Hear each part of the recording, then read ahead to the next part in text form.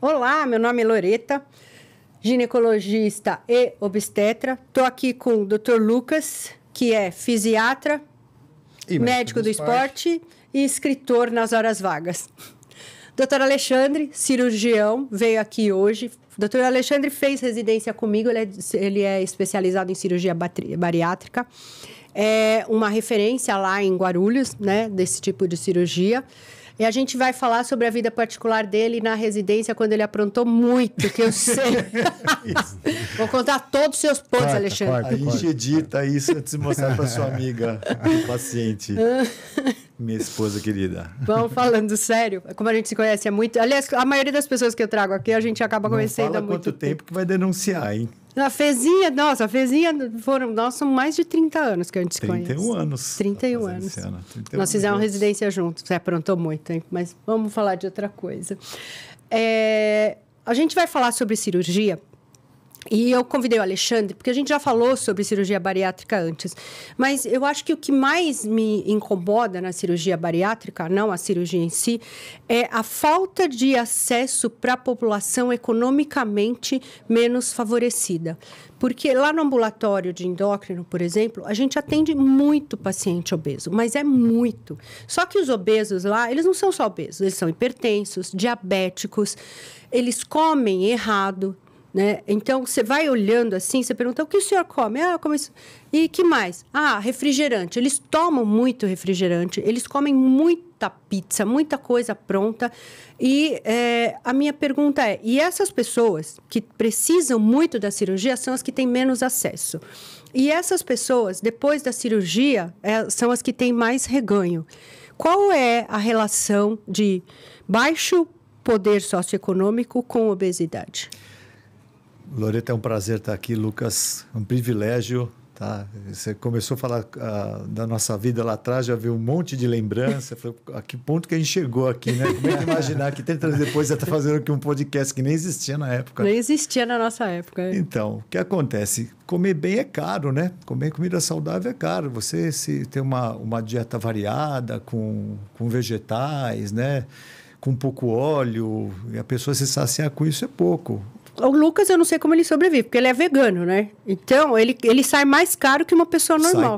Sai caro. Você vai ver. É que ele é rico. Vegetariano. Pois é. Agora você é vegetariano? Para de ser mentiroso. E o trabalhador braçal não vai ficar comendo salada, não vai comer alface. O cara quer um torresmo, que é uma coisa que dê aquela substância para passar horas lá na construção civil. E o cara vai errando a mão.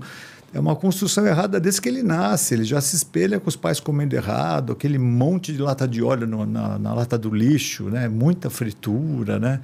Ah, porque então, fritura é gostoso, gente. É uma delícia. A dopamina vai lá para cima, né? A pessoa se habitua desse jeito. Para você conseguir quebrar esse ciclo vicioso é muito difícil. E aí, quando o cara já está obeso mesmo, vai ter que operar. E aí vai ter que sujeitar uma fila de espera grande, né? A demanda é muito grande perto da oferta.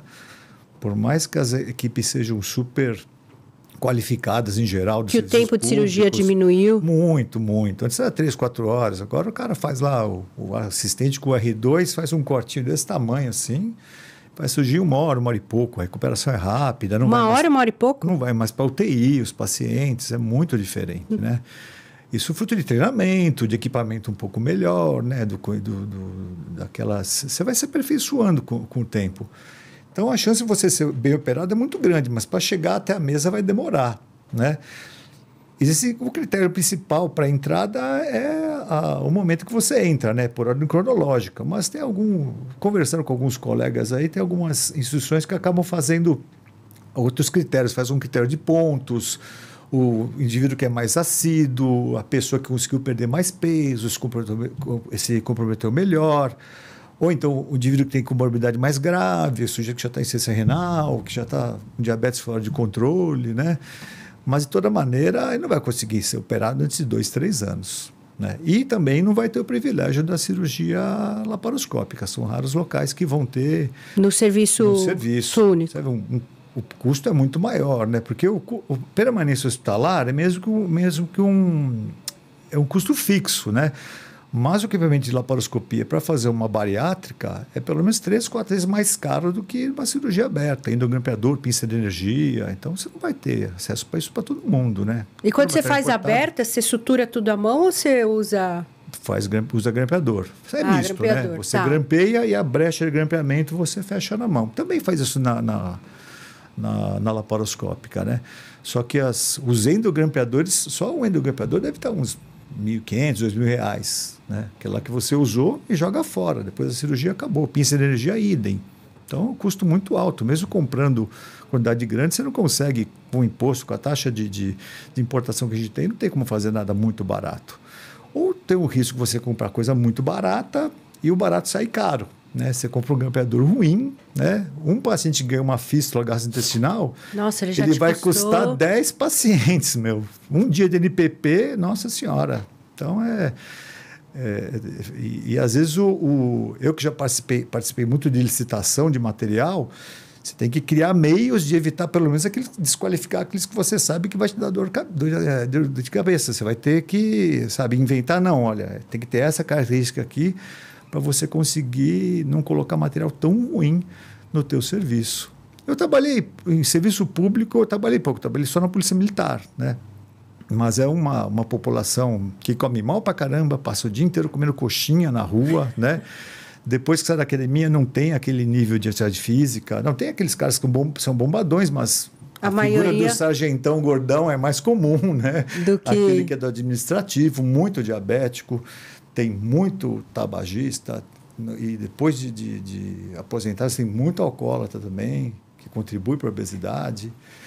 Então, e é difícil. A gente tentou lá uma vez implementar um serviço, né? Quanto mais a gente operava, maior ia ficando a fila. Aí você tinha que, naquela época, a gente tinha vaga na UTI.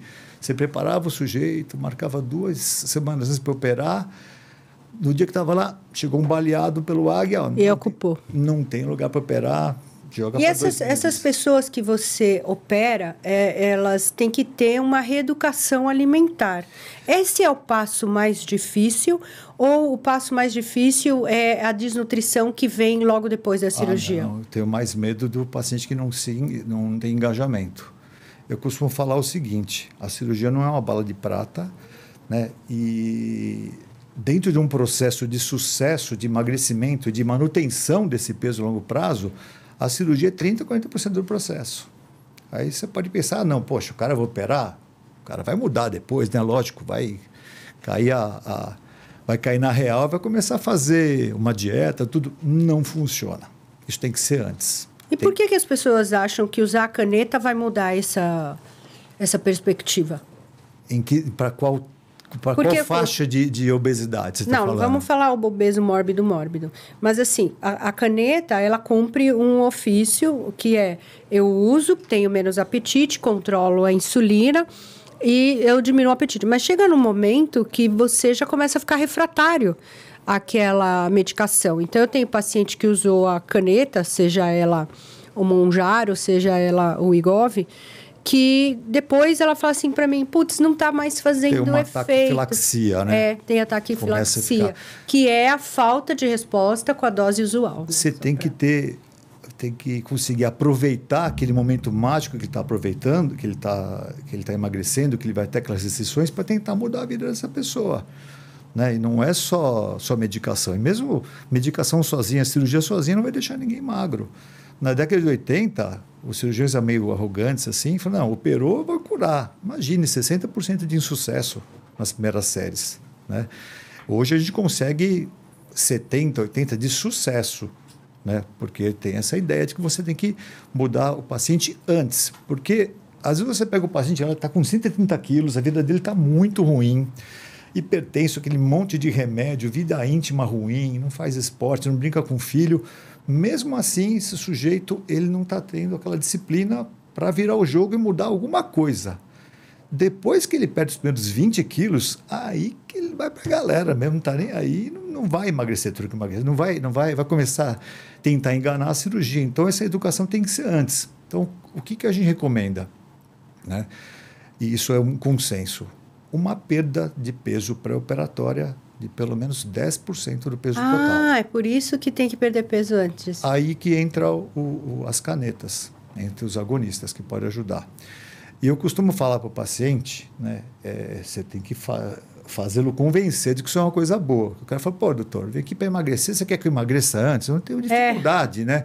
É que às vezes o cara não sabe como fazer, ele nunca foi orientado adequadamente. Dieta radical, ele vai parar radicalmente, né? Vai fazer 2, 3 semanas e vai largar a mão. Se você fizer isso de uma maneira que não seja tão horrível, que não tenha que dar chibatada nas costas, né? Ele consegue lentamente perdendo esse peso, né? E, aliás, eu até prefiro, né? Eu prefiro que ele perca 2, 3 quilos por mês, porque ele não vai perder massa muscular, ele não vai baixar o metabolismo, vai ficar ativo, né? Então, não pode ser uma coisa muito ativa. Então, você tem que engajar esse paciente para ele conseguir essa perda de peso. Eu uso 3 argumentos muito fortes. Primeiro, o sucesso da cirurgia. Estatisticamente, o paciente que consegue esse efeito de 10% a menos, ele tem uma chance muito maior de ficar magro a longo prazo, depois de operado. O segundo é uma questão de segurança. Você já fez laparoscopia, você vê como é difícil fazer laparoscopia em obeso. É um horror. Eu prefiro operar um paciente de 150 quilos que perdeu 30 do que um cara de 120 que não perdeu nada. Você não distende o abdômen. Já chegou a ponto uma vez que você começa a fazer o peritônio, aquelas pacientes que você fez de tudo e não conseguiu fazer ele emagrecer, né? Eu comecei a insuflar a barriga, o anestesista mexendo as para, o que foi? Está desaturando. Eu falei, não, peraí, não é possível. Bloqueia de novo, aprofunda a anestesia.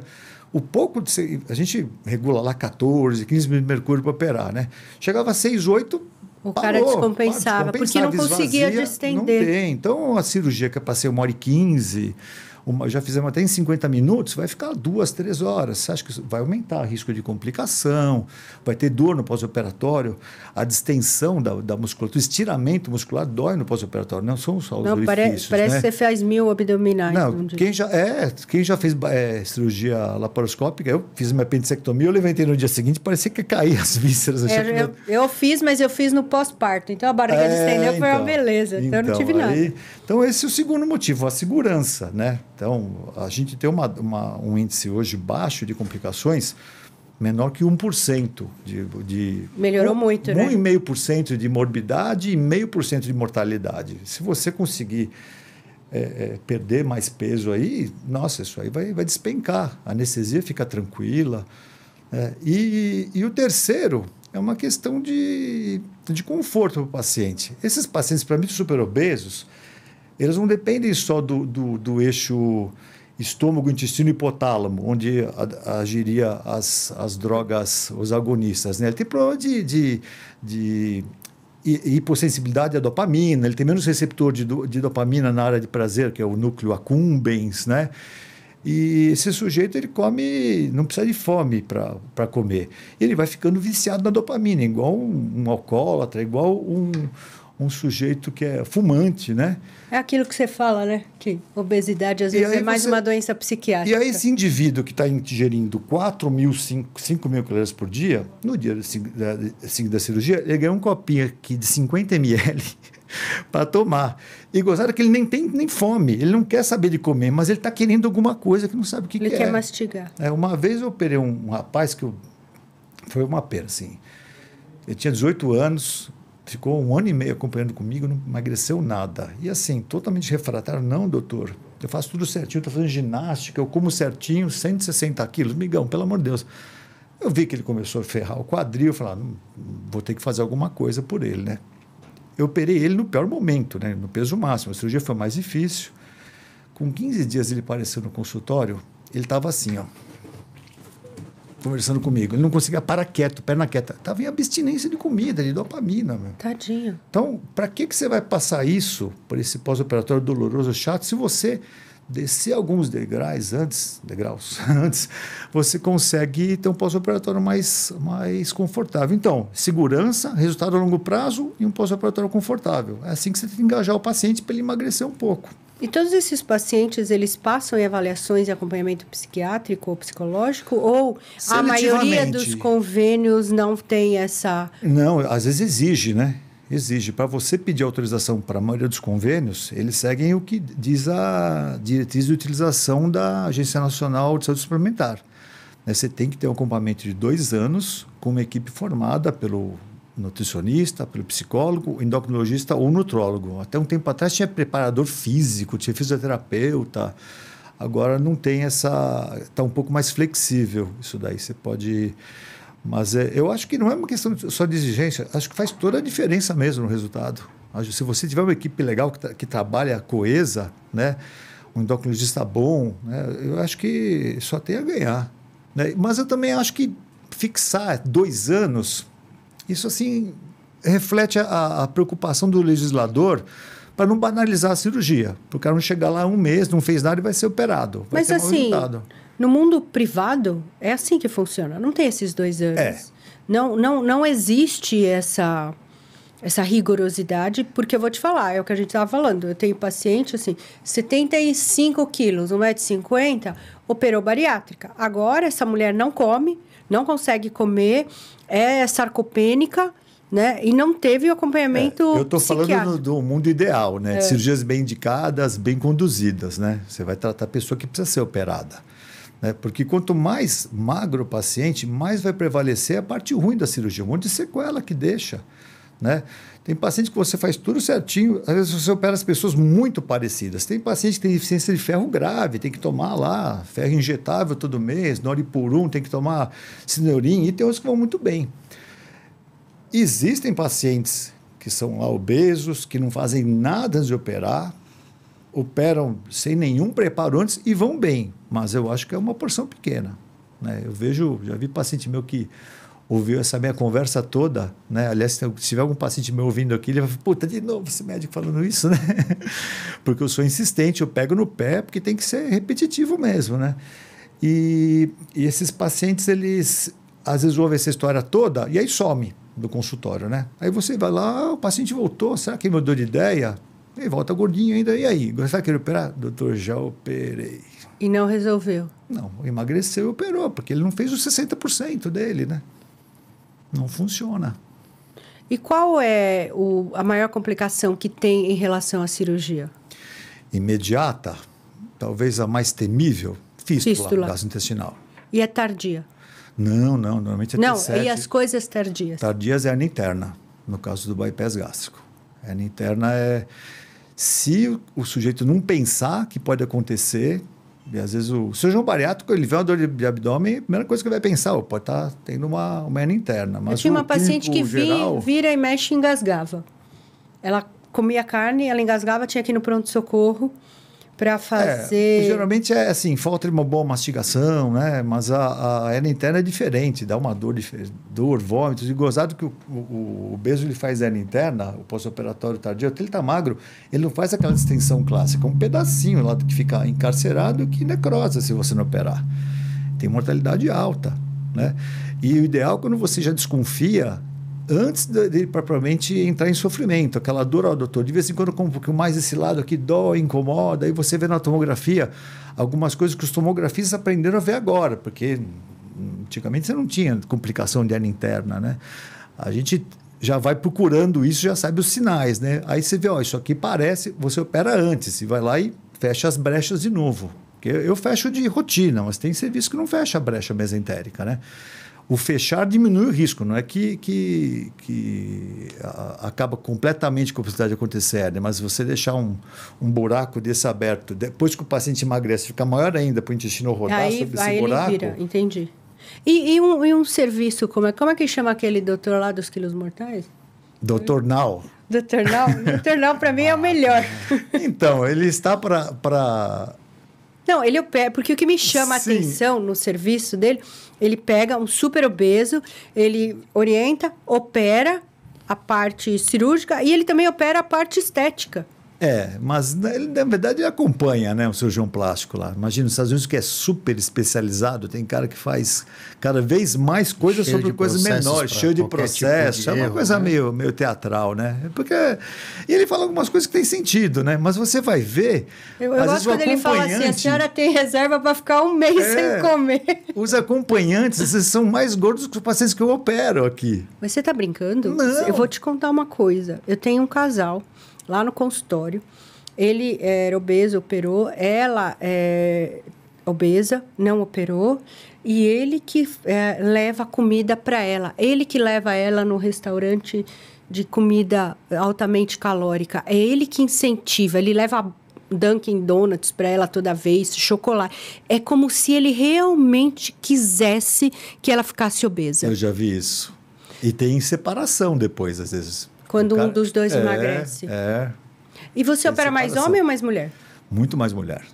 Mais mulher? Muito mais Achei que era mais homem. Não, mulher se incomoda mais com a obesidade. Homem, às vezes, não tô nem aí. Mas se opera, a cirurgia no homem é mais difícil, né? Por quê? É mais profunda, a anatomia é difícil, o fígado maior, tem mais musculatura, descende menos, sempre é mais difícil o homem. E a recidiva é maior no homem ou na mulher? Eu acho que na mulher. O reganho. Eu acho que na mulher é mais comum. Por causa de massa muscular, né? Mas, assim, essas coisas que você falou, de comer errado, a primeira coisa que você tem que corrigir é o ambiente que a pessoa vive, né? O cara tem uma doença, né? Talvez, quando ele estava com MC de 35, tomasse uns apertões lá, ele melhorava. Ficou 2 anos com MC de 40, ele tem todos os hormônios, a leptina não dá sensibilidade, dopamina, o GLP. Ele está doente, ele tem um distúrbio de percepção. O sujeito vem conversar com você, tem lá 160 quilos, o doutor não come quase nada. Né? E ele não está mentindo, ele só não está percebendo o que está acontecendo. É um misto de ter crescido, às vezes se espelhando de gente que come errado, né? Que nem eu falei agora há pouco, né? E um problema hipotalâmico, ele está achando que aquilo lá não é tanta comida assim. Para você desconstruir isso e mostrar que está errado, às vezes não é na primeira consulta, não. A mulherada chora, isso tem razão. E esse sujeito chega em casa, às vezes até determinado, né? Mas a família... Se ele não tiver apoio da família, ele fez tudo certinho o dia inteiro, mas teve um dia cansativo, ele abre a geladeira, tem lá um pudim, um abraço, vai comer, panetone aberto, caixa de Ferrero Rocher, o que tiver na frente. Então a casa é a primeira que tem que emagrecer junto com ele, e a família tem que dar esse apoio, senão vai ficar muito difícil, aquela coisa, eu comprei isso aqui, mas não é para você que está em regime, isso aí é uma sacanagem com o coitado que está querendo emagrecer, né? E os amigos, né? Amigo, né? Então, não adianta você querer fazer coisa muito radical, né? Eu falo para ele sentar na mesa, algumas dicas boas. Lembra daquele negócio do garfo que você falou? Então, fala aí. Não traz travessa de comida para a mesa, não pode botar na mesa. Você tem que sentar com o seu prato. Um obeso crônico, ele não tem controle, ele vai repetir. E você fazendo um prato só, às vezes pedindo para sua esposa fazer, a chance de você errar é menor, né? Um copinho de líquido e a salada, se você quiser resolver, se quiser repetir alguma coisa. Mas a história da mastigação é fundamental. É até fisiológica, né? O tempo que o alimento fica na boca, ele vai liberar mais dopamina, aquele mecanismo de recompensa. A sensação gustativa, ela já começa a dar aquela acalmada. Olha como é engraçado. Eu detesto comer. Eu detesto. Porque aquele negócio de ficar mastigando, aquilo me irrita. Então eu prefiro não comer. Eu sou assim. O Alexandre sabe, né? Eu como super pão. A gente sai para jantar. Porque aquele negócio de ficar mastigando me dá um negócio, não gosto. Não, mas se você não mastigar direito, o trabalho que a sua boca não fez vai sobrar para o estômago. Né? Mas eu sei que é Existem os mediadores típicos do estômago, você vai baixar a grelina, ter a classação tranquila, mas é muito comum, até alguém já deve ter acontecido alguma vez, ter saído da mesa com fome, né? Mas a classação do estômago cheio, e daqui meia hora a fome passa. Por quê? Finalmente, aquele alimento que você não processou adequadamente na boca, o estômago começa a liberar para o local onde é liberar o GLP-1, que é as porções do jejum e do ilho. E às vezes tarde demais, o cara já comeu. Não, né? E você falar de pôr o garfo na mesa? Então, não dá para fazer uma mastigação adequada se o próximo garfinho estiver a caminho. Se o garfinho estiver olhando para você aqui, você está preocupado se vai cair, se vai esfriar. Então, você vai engolir rapidinho para colocar o outro. Não vai mastigar direito, acabou, vai comer mais do que deveria. Então, essas pequenas coisas que parece fácil, mas não é para um obeso, vai ter que ter uma disciplina. Depois de uns 3, 4 meses, como não é uma coisa horrível, pode começar a virar um novo normal, né? Vai deixar o cara com MC de 30? Não vai, mas ele vai perder esses 10%. Vai chegar na mesa de cirurgia outra pessoa, índice glicêmico melhor. Então, e outra, atividade física, né? Não tem como você fazer... Você tem que aumentar a massa muscular, porque esse cara vai perder muita massa muscular depois que operar, nos primeiros meses, né? Isso vai começar a descompensar a hernia de disco dele, o joelho, que ele nem sabia que estava estourado, vai começar a doer. Então, ele tem que ganhar musculatura antes de operar. E com 1 mês, vai para para musculação. Eu não gosto de coisa aeróbica logo de início. Depois do terceiro mês, né? Porque no começo tem muita flutuação de glicemia, então eu tenho medo do cara querer dar uma corrida, tem uma hipoglicemia tem até. Mas ele nem tem performance. Sobrecarga mecânica. Mecânica também. Então, primeiro tem que ganhar muita musculação para depois querer fazer outras coisas, né? E, sim, operar acho que é a parte mais fácil. Você engajar o doente, se você tiver comprometido a ter resultado com o teu paciente, não basta só operar. Ele tem que ouvir da sua boca, do endocrinologista, tem que ser uma coisa maçante mesmo. Você acha que existem dois mundos, assim? Às vezes, eu acho que eu vivo em dois mundos. O mundo dos pacientes que até não uns tem... 3 ou 4. Que não tem... Aquela pessoa pobre que não tem dinheiro e come muito, né, por um fator socioeconômico. E as pessoas que têm dinheiro, que começam a se autopunir, comer muito pouco, ou usar as canetas ou medicações para emagrecer.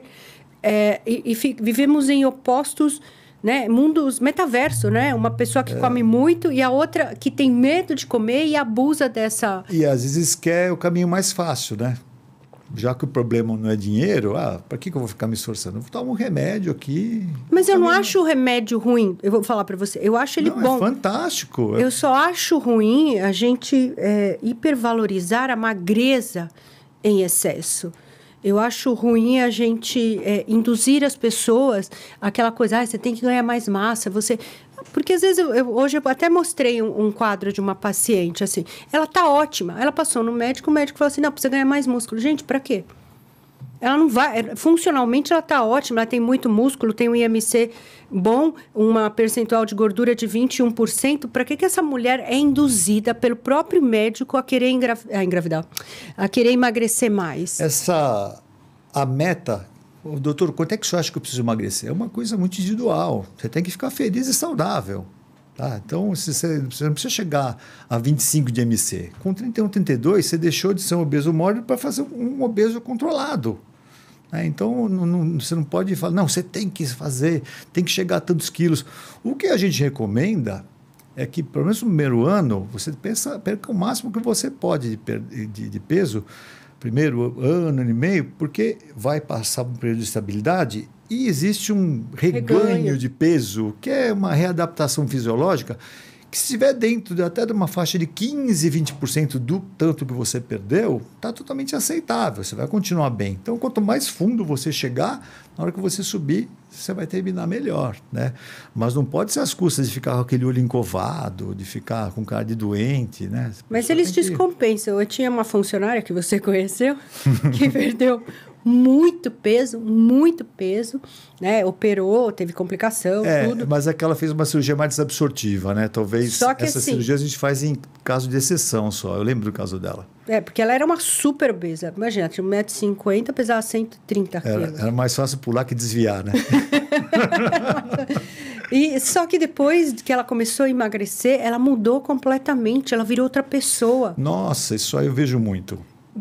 Separações, largo mais chato, a pessoa não se reconhece. Ele tem que... É uma nova pessoa, ele com ele mesmo olhando, né? Não é nem só da imagem. Às vezes aquelas pessoas religiosas me aparecem com o cabelo raspado, assim, piercing no nariz, irreconhecível, muda a cabeça da pessoa.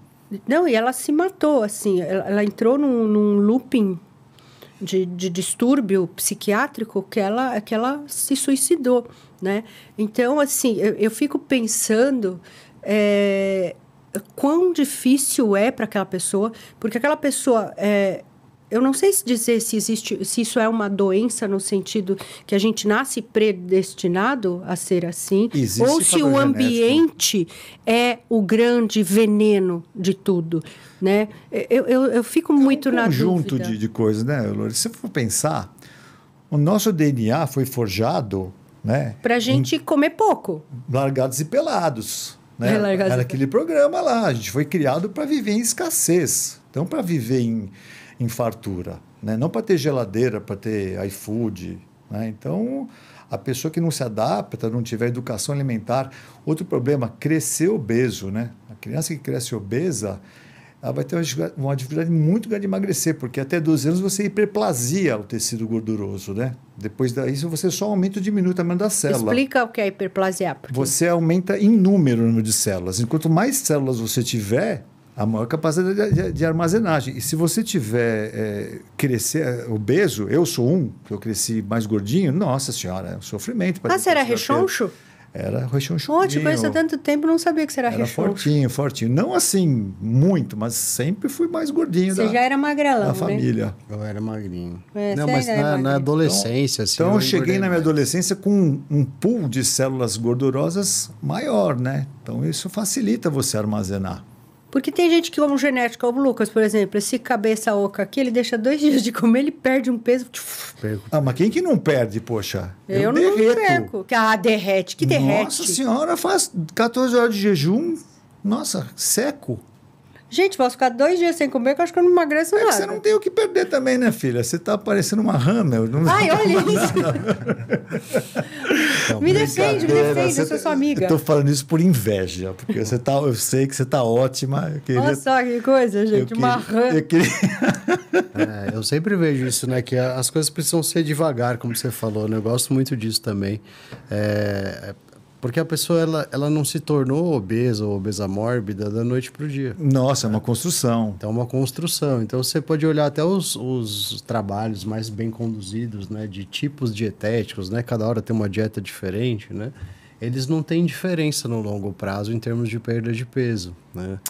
Tem muito mais a ver com a aderência da dieta. E o problema é a gente querer tratar da mesma maneira obesos diferentes. Você vê aquele cara que é obeso centrípeto, que está tudo na barriga, tem braço fino, e aquele cara que é distribuído. Não tem os mesmos mediadores envolvidos. Você cria uma cirurgia para tentar tratar todo mundo igual e tem resultado diferente. E pior ainda, aquelas pessoas que fazem... Tem colega que faz um tipo só de cirurgia. Não, isso aqui eu estou adaptado, estou treinado, faz uma cirurgia só para todo mundo. Você tem que escolher de acordo com o perfil da pessoa, né? Não dá para você generalizar uma cirurgia só para todo mundo. Nenhuma cirurgia é perfeita. Todas elas vão ter suas mazelas e ter as suas indicações. E você tem que discutir isso com o paciente. Inclusive, é uma coisa que você não decide na primeira consulta. Você tem que sentir o paciente, ver como é que o perfil dele nos primeiros meses. Normalmente, na penúltima, última consulta que eu vou decidir e mostrar para ele as técnicas, conversar sobre técnica. Isso aqui vai se adaptar melhor para você, porque... Hoje em dia, o ChatGPT, o cara já chega, eu quero operar tal dia, eu quero essa técnica, né? Aí você tem que desconstruir isso, não é bem assim, vamos conversar. E o ambiente, acho que é muito importante, porque na Europa não tem tanta gente obesa assim. Aí você vai nos Estados Unidos, dá até medo, né? Então, eu voltei, assim, de lá, da última vez que eu fui, que foi semana passada, assim, eu olhava as pessoas... Eu falava assim, gente, como tem gente gorda aqui, né? E quando eu fui para Portugal... não tinha. Coisa. E o pessoal comia, bebia, tinha sobremesa e não engordava. Aí eu entrei no supermercado. Gente, é assim, é de enlouquecer. São corredores e corredores de comida congelada, de tudo que você possa imaginar. Muita coisa industrializada, sorvete, né? Macarrão, arroz, né? Carbonara. Tudo assim, os negócios grandes. Então, e o super size, né? O tamanho das porções enorme, muito grandes, né? E relativamente barato, um custo barato. Esse é o problema, né? Que acontece nas classes menos favorecidas também, né? O acesso a alimentos de alta densidade calórica e que são baratos, né? Um pacote de bolacha. Hoje em dia tá tudo caro, né? Hoje tá tudo... Mas se tiver caro, não compra. Hoje em dia tá tudo, né, mais caro, mas um refrigerante, por exemplo, né, um pacote de bolacha. E mudou isso, né? Não sei se você lembra. Eu, quando era moleque, eu lembro que era 1 litro de Coca-Cola para 4 pessoas. Hoje o negócio parece um extintor de incêndio. Assim, acabou pegar outra, né? Ficou barato. Então o cara se entope de líquido, de carboidrato de alto índice glicêmico. Como é que vai emagrecer? Miojo, eles comem muito miojo. Muito miojo, mas é absurdo. E eles tomam refrigerante sem ter a noção que o refrigerante realmente engorda, né? Ou suco. Eu falo, se o suco é saudável, eu falo assim, gente, o suco não tem nada de saudável, tem que tomar água, né? E o álcool, ele é muito consumido, né? As pessoas bebem muito. Muito. Então, eu acho que o mundo tende a mudar nesse sentido. Aliás, outro problema no pós-operatório, né? Quem bebe? álcool. Ou quem passa a beber, né? Não é... Porque daí ele bebe menos e fica trololó rapidinho, né? É uma troca de compulsão, né? Já que ele não consegue comer, desloca, ele vai para isso, às vezes vai para jogo, às vezes vai para internet, né? Não é uma coisa tão frequente, mas eu já tive alguns casos mais sérios mesmo, de ter que pedir internação, né? E o pior, tem essa história da absorção, que é muito rápida, então o álcool fica mais tóxico, num fígado que já não é 100%. Né? O cara ficou 10 anos com o fígado ruim, você vai operar o sujeito, o fígado já tem aumento de consistência, já tem algumas estrias cicatriciais, não é aquele fígado normal. Né? Ele emagrece, melhora muito, mas sempre tem um histórico ruim. Ele ainda tem tecido adiposo para ficar com esse álcool acumulado. E aí o cara começa a beber. É verdade. Então o risco de ficar cirrótico é 3, 4 vezes maior, né? Eu vou fazer uma pergunta de curiosidade. Qual foi o paciente mais velho que você já operou? Mais velho? Acho que 68 anos. E ficou bem. Ficou bem? E o mais novo? Eu fiz sleeve. Já fiz garoto de 16 anos. Tão novinho assim? Estava muito obeso. Aí ficou bem. Para esses casos, você falou de 2 extremos, você prefere fazer a gastrectomia vertical, que era menos agressiva. Tanto vai desnutrir menos o paciente mais idoso, como também você não sabe como é que vai ser o pós-operatório desse paciente com respeito à dependência de vitaminas, né? Como falei, você opera tudo muito parecido e tem cara que tem que ficar tomando até transfusão. Estou batendo isso aqui hoje, né? Então, você fazendo o gastrectomia vertical, não vai ficar livre de tomar remédio, mas essa agressão é um pouco menor, você fica um pouco mais tranquilo para... Assim, para a gente encerrar e o povo entender, né? Quando a gente começou, a cirurgia mais comum era um Y de Roux, não era? É bypass gástrico ou derivação gástrica em Y de Roux. Que é você... Explica para leigo como que é. Não, você separa um pedaço pequeno da parte mais alta do estômago, logo abaixo do esôfago, constrói um reservatório, um pouch, que a gente chama, de mais ou menos uns 50 ml, né? E você pega um pedaço do intestino que está lá embaixo e liga direto nisso daí. Então, a comida vai fazer um atalho. Em vez de ela passar pelo estômago todo... Vai ser menos absorvida? Não é nem questão de absorvido. É mais a história de você ter uma liberação mais precoce do GLP-1. Eu achei que era... Não. É mais... No começo... Lógico, aquilo lá está cheio de ponto. Ele tem uma restrição mecânica mesmo para passar a comida. Depois de um tempo que ele começa a comer... Né? Que ele percebe, doutor, eu chego em casa morrendo de fome, eu dou 2 garfadas, parece que comeu, porque cai direto no jejum, o GLP-1 vai lá para cima, né? GLP-1, polipeptídeo YY. E essa cirurgia acabava sendo menos favorável do ponto de vista nutricional, né? É por ser desabsortiva? Então, o que você acaba desabsorvendo são vitaminas. Se você fizer a reposição, dosar de um bypass gástrico, você dosar gordura nas fezes, você usar um exame microbiológico, é igual de uma pessoa normal. Você vai ter oligoelementos que você não vai prescrever, mas o que ele comer, ele vai conseguir absorver. Diferentemente das cirurgias desabsortivas mesmo, que deixam o intestino muito curto, ou seja, do adenocsuíte, copinaro, que hoje a gente usa só para paciente que é muito, muito obeso, né? Então, e a vertical qual que é? Você transforma o estômago, que tem o formato de um saco, né, num tubo. Então, ele fica mais um pouquinho maior do que o esôfago, então fica um tubo inteiro, não tem mais aquele reservatório. Mas, além do potencial restritivo, de imediatamente a pessoa comer muito menos, você remove a porção do estômago que mais produz grelina, que é o fundo gástrico. Então, o paciente, no dia seguinte, não está nem pensando em comida, não tem aquela sensação de estômago vazio. Então o seu estômago é um tubo, Lucas. O meu deve ser. Fica um tubinho. Ela, assim, não é tudo tão maravilhoso, né? Assim, é uma cirurgia que dá um pouco mais de refluxo, que você destrói um pouco daqueles mecanismos que ajudam a conter o ácido no estômago, né? E ela também não é para todo mundo. O potencial emagrecedor dela, talvez até IMC de 42, 43, talvez 45, os resultados são sobreponíveis com o do bypass gástrico. Daí para cima o bypass vai ficando bem melhor. Entendi. Tem uma cirurgia para casa. Aí quando chega a 50 e 55, o bypass começa a não funcionar. Aí você tem que pensar em cirurgias mais agressivas. Inclusive algumas que ainda não estão padronizadas pelo CFM, né? Que estão se fazendo muito por aí, porque já são aceitas em outras outros países, mundo, outras né? escolas, outras entidades mundiais. Então, o CFM não autoriza, ele fala que tem que ser feito só em protocolo de pesquisa, mas já foi amplamente estudado os locais, então você acaba fazendo para beneficiar teu paciente. Né? Qual é o país que mais faz cirurgia bariátrica? Estados Unidos. É? Estados Unidos. Estourado. Será que é o Dr. Nau lá que faz? Ele faz.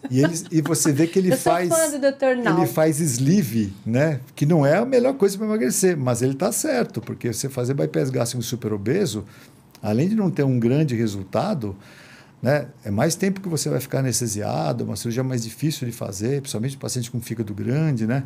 Então, hoje tem cirurgia em 2 tempos também. Paciente muito obeso, né? Você faz o sleeve, o cara dá aquela melhorada. E aí depois você... aí você transforma em bypass ou transforma em SADIs, aí tem aquelas todas cirurgias que, dependendo de como o paciente vai se comportar. Eu tenho uma paciente recorde minha que já perdeu 170 quilos. 170 quilos? Ela tinha 230. Saiu uma pessoa. Eu consegui... Três minhas lá. Acho que 20 anos de idade. Ela tinha 230 Tadinha, gente. Eu fico imaginando como é a vida de alguém. Essa eu tive que trabalhar muito. Eu consegui fazê-la chegar a 200 quilos para colocar na mesa. Fiz uma gastrectomia vertical. Foi extremamente estressante, porque ela respirou mal dentro de cirurgia. Ela chegou até uns 140, 150. Você transformou a vida dela? Não, chegou a 140, tinha perdido 100 quilos, mas estava obesa, 1,60 m, 140 quilos. Aí fiz uma cirurgia desobstrutiva, ela está com 70 quilos hoje. Feliz? Feliz da vida. Fez as plásticas todas, está feliz da vida. Porque ela não tinha vida. Uma pessoa de 200 quilos, ela mal anda. Não anda, não tem nada. Não faz exercício, não consegue fazer nada. E já arrumou namorado, tá toda... até desencalhou. Desencalhou, tá toda feliz. Então, é o que dá satisfação, né? Você passa por uns perrengues com cirurgia bariátrica, mas só a cirurgia, se não te dá... É legal você ver o pós-operatório, né? O paciente ver trazer presente, querer bater foto. É muito gratificante. E eu não era não tinha muita simpatia por cirurgia bariátrica na época da residência. Falava, isso é um absurdo. Você falava. Caramba, isso aí não tem cabimento. Aí você vai conhecendo que não é bem assim, que é realmente uma doença. A gente tende a julgar o obeso. É doença mesmo. A percepção que o cara tem da comida é diferente. Então, se você começar a pensar assim, você começa a ajudar a pessoa. Acho que a gente tem que ter um respeito, né? Olha, da outra vez a gente fez uma conversa que fluiu completamente diferente dessa vez. Você não vai ter dúvidas hoje? Já tirei todas as minhas dúvidas. Já tirou? Não, eu tenho... A Loreta às vezes fala, né? Que eu tenho teorias sobre obesidade, né? Mas o que eu falo muito, né? Eu falo que deveria ser encarado também como uma alteração potencialmente psiquiátrica. Porque você precisa tratar a pessoa exatamente pelo que você está falando, que é perfeito. Que assim, a percepção dessa pessoa é diferente. Ela consegue, ela tem a consciência de se olhar no espelho, de ver que ela está obesa, ela tem uma série de dificuldades sociais, pessoais, né? E ela realmente não consegue fazer diferente, né? Não é falar assim, é só parar de comer. Não é só parar de comer. Muitas vezes. Não é uma questão de esforço, a né? comida é tudo que ela tem. Exatamente. Ela então, eu falo isso muito pra ela. Com dramas familiares, às vezes a vida... separação, que a única coisa que ela tem é a comida. E a vida é tão bonita, então, né? É tão cheio de coisas. Você precisa oferecer outras coisas de operar, porque senão a pessoa vai perder. Exato. Não, você nunca tinha pensado nisso, que é a única coisa que ela tem. A vida é tão... A única forma de prazer. A vida é tão grande, tão cheia de coisas, né? Que não é possível que ela vá ficar restrita somente à comida. Então, isso é alguma coisa que está errada, né? E que você precisa realmente, talvez, trabalhar outras coisas primeiro, né? E mesmo você tomando muito cuidado, eu sou chato para isso. Quem é paciente meu sabe que eu sou, porque eu pego no pé mesmo. Eu tive paciente com internação psiquiátrica depois de operada e que não tinha, fez avaliação prévia, descompensou no pós-operatório, com 10 dias.